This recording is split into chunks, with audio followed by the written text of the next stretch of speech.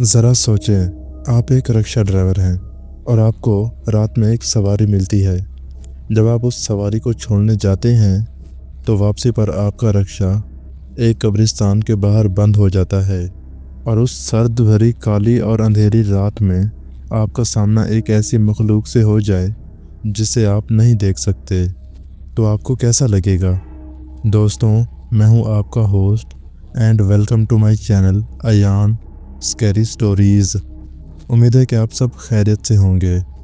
दोस्तों, आज मैं आप लोगों के लिए एक रिक्शा ड्राइवर की कहानी लेकर आया हूँ। ये स्टोरी बहुत ही ज़्यादा खौफनाक होने वाली है। अगर आपको डर लगता है तो पहले आयतल कुर्सी पढ़ लें, क्योंकि सुना है जब इन मखलूक़ात का जिक्र होता है तो ये बड़े इंटरेस्ट से आकर अपनी बातें सुनने लगती हैं। और अगर आप मेरे चैनल पर नए हैं तो चैनल को सब्सक्राइब और वीडियो को लाइक लाजमी से कर दें। तो बिना वक्त ज़ाया के बगैर बढ़ते हैं अपनी आज की स्टोरी की तरफ। ये स्टोरी हमारे साथ नुमान ने शेयर की है। नुमान बेसिकली एक रिक्शा ड्राइवर है। नुमान कहता है कि मैं एक गरीब फैमिली से ताल्लुक़ रखता हूँ। रोज़गार की तंगी की वजह से मैंने कुछ टाइम पहले ही रिक्शा चलाना शुरू किया था, और वैसे भी इस दौर में बीवी बच्चों का पेट पालना बहुत ही मुश्किल है। वो दिन सुबह के आगाज़ के साथ ही बहुत ही अजीब था। उस दिन सुबह मैं रोज़गार की तलाश में निकला। पहले तो सुबह 11 बजे तक मुझे कोई भी सवारी ना मिली। फिर जब एक आधा सवारी मिली तो मैं उस सवारी को छोड़ने जा ही रहा था कि अचानक मेरा रिक्शा ख़राब हो गया। इसलिए मुझे वो सवारी भी आधे रास्ते में ही छोड़नी पड़ी। फिर मैं आकर एक मैकेनिक की दुकान पर बैठ गया। कल के दिन के मैंने जो भी पैसे कमाए थे वो सारे रिक्शा ठीक करवाने में लग गए। खैर, फिर जैसे ही रिक्शा ठीक हुआ तो मैं वापस अड्डे पर आ गया। सर्दियों के दिन थे और 5 बजे ऑलमोस्ट रात हो जाती थी। मेरा दिल था कि एक आधा कस्टमर मिल जाए ताकि कल घर खाना बनाने का कोई मसला ना बने। उस अड्डे पर 6 बजे आखिरी बस आती थी। फिर जब वो बस आई तो उस बस से 3 सवारियां उतरी, जिनमें से एक औरत थी और बाकी उस औरत के 2 बेटे लग रहे थे।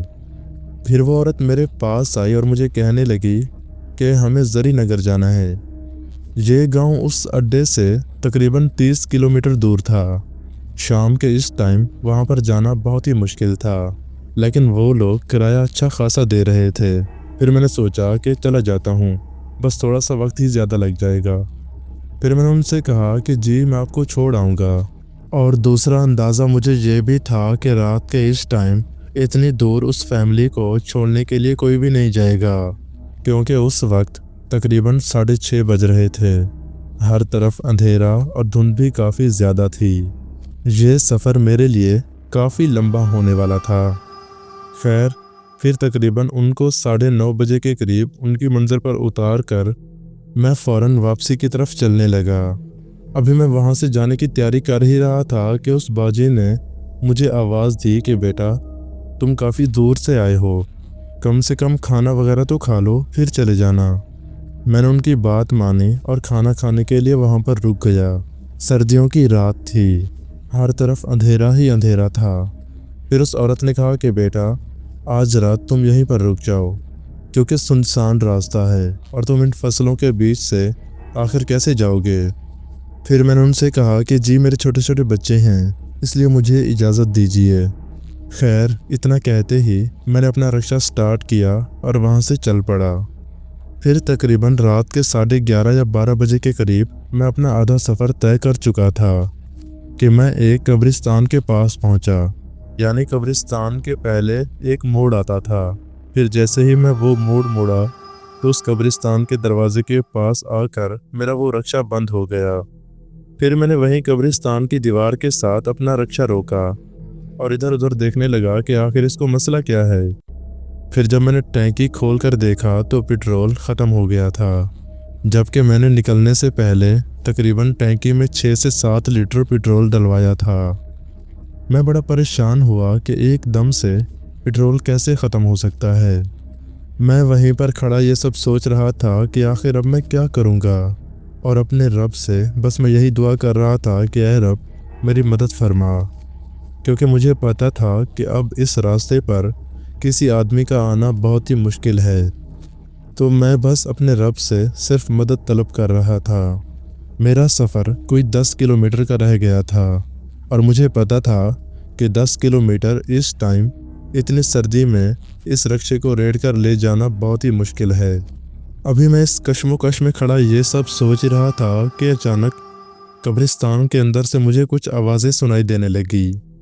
फिर जब मैं कब्रिस्तान के दरवाजे के पास पहुंचकर देखा तो मुझे ऐसा महसूस हुआ कि जैसे इस कब्रिस्तान में कोई बंदा मौजूद है। फिर मैंने दिल ही दिल में सोचा कि रात के इस टाइम आखिर कोई बंदा यहाँ पर क्यों आएगा।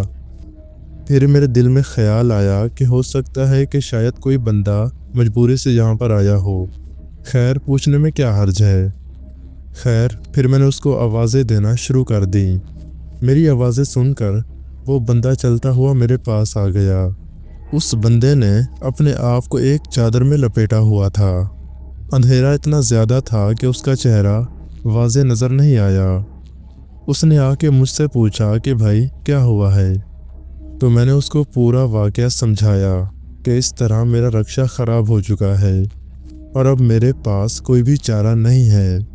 फिर मैंने उनसे कहा कि आप ना मेरी कोई मदद करें या फिर मुझे थोड़ा सा कहीं से पेट्रोल ला दें। अगर यहाँ पर आसपास कोई दुकान है या फिर कोई गांव है, आप मुझे वहाँ पर छोड़ दें। फिर उसने कहा कि भाई ना तो यहाँ पर पेट्रोल मिलना है और ना ही मेरे पास कोई सवारी है जिससे मैं आपकी मदद कर सकूँ।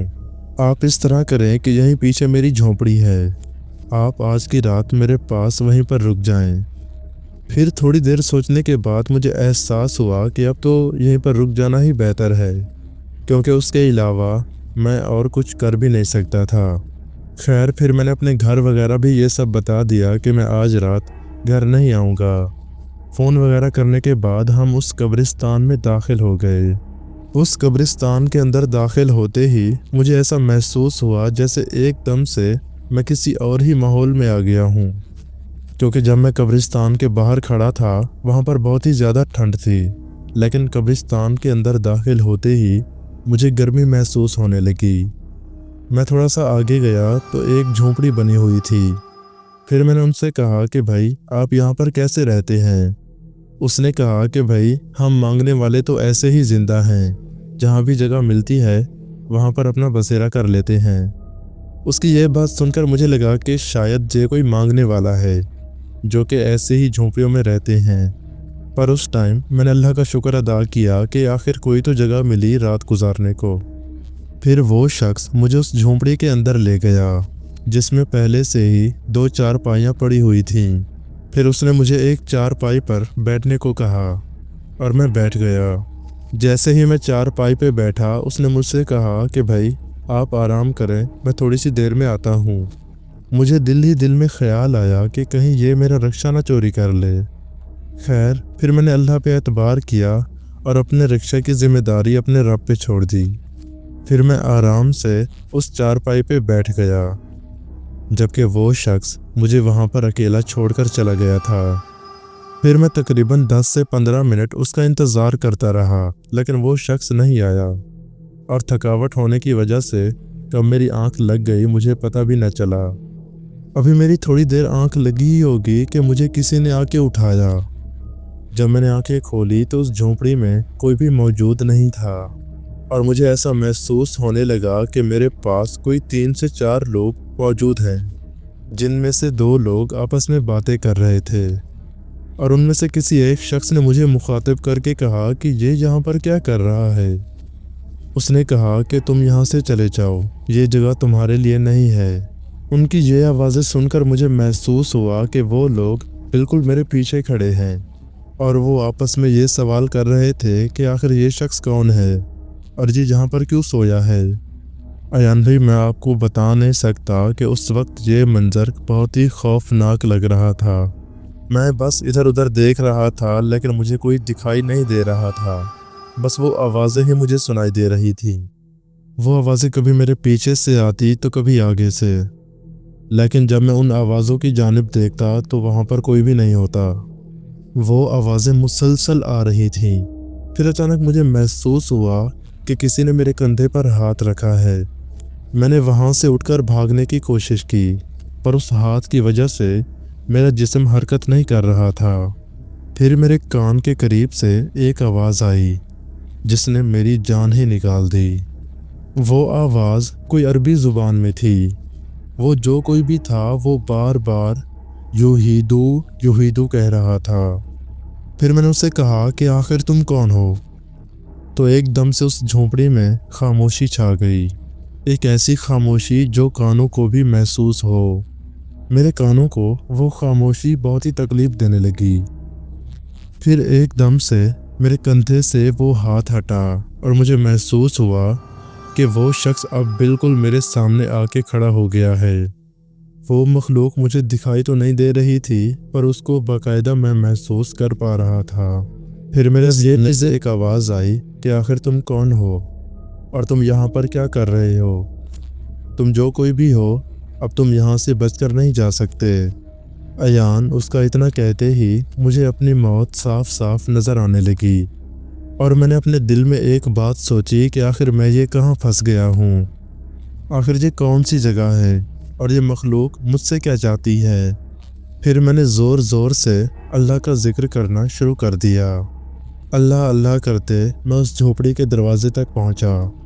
उस झोपड़ी के दरवाजे के ऊपर एक पर्दा लगा हुआ था जिसे मैंने हटाने की कोशिश की, लेकिन वो पर्दा किसी दीवार की तरह खड़ा था जिसे मैं बार बार हटाने की कोशिश कर रहा था, लेकिन वो हटने का नाम ही नहीं ले रहा था। अभी मैं वहाँ पर खड़ा ही था कि अचानक मुझे एक आवाज़ आई। वो आवाज़ ये थी कि चुपचाप आकर चारपाई पे लेट जाओ। भाई, मैं जैसे उस आवाज़ का ग़ुलाम था। मेरा जिस्म खुद ब खुद मेरी मर्ज़ी के बग़ैर वापस आना शुरू हो गया और मैं आके उस चारपाई पे लेट गया और मेरी रज़ाई भी खुद ब खुद मेरे ऊपर हो गई। मुझे कुछ भी पता नहीं था कि आखिर मेरे साथ ये सब क्या हो रहा है। ऐसा लग रहा था कि जैसे मेरे जिस्म को किसी ने अपने कब्ज़े में कर रखा है, क्योंकि जैसे जैसे वो कह रहे थे मैं वैसे वैसे करता जा रहा था। फिर जब मैं थोड़ा सा होश में आया तो मैंने ऊंची आवाज़ में अल्लाह का जिक्र करना शुरू कर दिया। मैं इतनी ज़ोर ज़ोर से जिक्र कर रहा था कि अगर यहाँ से 1 किलोमीटर दूर कोई बंदा भी हो तो उसे भी मेरी आवाज़ सुनाई दे जाती। फिर तकरीबन 1 आधे मिनट के बाद उस झोंपड़ी में बिल्कुल खामोशी छा गई। झोंपड़ी के अंदर खामोशी होते ही मैं सीधा बाहर की तरफ भागा। इस बार उस झोंपड़ी के दरवाजे पर जो कपड़ा लगा हुआ था उसको मैंने हटाया तो वो फ़ौरन से हट गया। जब मैं थोड़ा सा दूर गया तो मैंने पीछे मुड़कर देखा तो मैं क्या देखता हूँ तो पीछे तो कुछ भी नहीं है, ना ही वो रास्ता और ना ही वो झोंपड़ी। क्योंकि जब मैं आया था कि मुझे अच्छी तरह से याद है वहाँ पर एक अच्छा खासा रास्ता बना हुआ था जो कि उस झोंपड़ी के दरवाजे तक जा रहा था। लेकिन वापसी पे जब मैं बाहर की तरफ भागा तो मैं किसी फसलों के बीचों बीच में खड़ा था। थोड़ा सा आगे आते ही तो मैं कब्रिस्तान में दाखिल हुआ। मैं बहुत ही परेशान हुआ कि आखिर ये सब माजरा क्या है। फिर मैंने उस इंसान को आवाज़ें देना शुरू कर दी जो मुझे वहाँ पर लेके गया था, लेकिन मुझे वहाँ से कोई भी जवाब नहीं आया। वो कब्रिस्तान तकरीबन 40 या 50 कदम पर फैला हुआ था। जैसे ही मैंने वो क्रॉस किया तो मुझे अपना रक्षा नज़र आया। फिर मैं जल्दी जल्दी अपने रक्षे के करीब पहुँचा और उसे सड़क पे खड़ा करके उसे रेड़ना शुरू कर दिया। जब मैं थोड़ा दूर गया तो मेरे फ़ोन में मैसेज आने लगे। फिर जब मैंने जेब में से फ़ोन निकालकर टाइम देखा तो 4:30 हो रहे थे और मेरे घर से तकरीबन 12 से 13 कॉलें आ चुकी थीं। मैं बड़ा परेशान हुआ कि फ़ोन तो मेरी जेब में ही था, लेकिन ये कॉल की आवाज़ मुझे सुनाई क्यों नहीं दी। खैर, मैंने उस टाइम रुक कर कॉल करना भी गवारा ना किया और चलता रहा। फिर कोई 3 किलोमीटर का सफ़र तय करने के बाद मैं एक गांव में पहुंचा। तब ऑलमोस्ट सुबह हो चुकी थी। मैंने वहां के लोगों से मदद मांगी तो उन्होंने मुझे उस गांव की एक दुकान से पेट्रोल लेके दिया। फिर मैं जब उस टैंकी में पेट्रोल डालने लगा तो मैं क्या देखता हूँ, उस टैंकी में ऑलरेडी पेट्रोल था। फिर मैंने टैंकी का ढक्कन बंद किया और रक्षा स्टार्ट किया तो रक्षा भी स्टार्ट हो गया। तो उन्होंने बताया कि भाई इस कब्रिस्तान के इस हिस्से में इस तरह की चीज़ें होती रहती हैं। आप शुक्र करो कि आप सही सलामत ज़िंदा वापस आ गए हो। तो अयान भाई, ये था मेरा एक छोटा सा वाक़या। उम्मीद है आपके लिसनर्स को ज़रूर पसंद आएगा। दोस्तों, उम्मीद है आज की स्टोरी आपको अच्छी लगी होगी। अगर अच्छी लगी हो तो चैनल को सब्सक्राइब और वीडियो को लाइक लाजमी से कर दें, ताकि मेरी आने वाली वीडियोस की नोटिफिकेशन आप तक पहुंच सकें। और अगर आपके पास भी कोई हॉरर स्टोरीज़ है तो डिस्क्रिप्शन में दिए गए नंबर पर आप मुझे सेंड कर सकते हैं। यार, जो लोग मुझे छोटी छोटी स्टोरी सेंड करते हैं, मैं उनकी स्टोरी यूट्यूब पे अपलोड नहीं कर सकता, क्योंकि वो स्टोरी 1 या 2 मिनट की ही होती है और लोग उन स्टोरीज़ में इंटरेस्ट नहीं रखते। इसलिए मैं उन भाइयों से माजरत करना चाहूँगा, क्योंकि मुझे व्हाट्सएप पे ऐसे मैसेजेस आते रहते हैं कि भाई आप हमारी स्टोरी अपलोड क्यों नहीं करते।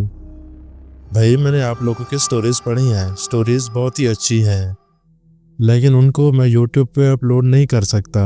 कम से कम स्टोरी 5 मिनट की भी हो तो इंसान अपलोड कर देता है। चलो, इंशाल्लाह मैं कोशिश करूँगा कि मैं वो स्टोरी अपनी स्टोरी के इंट्रो में ही सुना दूँ। यार, स्टोरी एंड करने से पहले आप लोगों से एक गुजारिश है कि आप चैनल को सब्सक्राइब और वीडियो को लाइक लाजमी से कर दें, क्योंकि अक्सर लोग स्टोरीज़ तो सुनते हैं लेकिन चैनल को सब्सक्राइब और वीडियो को लाइक नहीं करते। तो मिलते हैं किसी और इंटरेस्टिंग स्टोरी में। तब तक के लिए अल्लाह हाफिज़।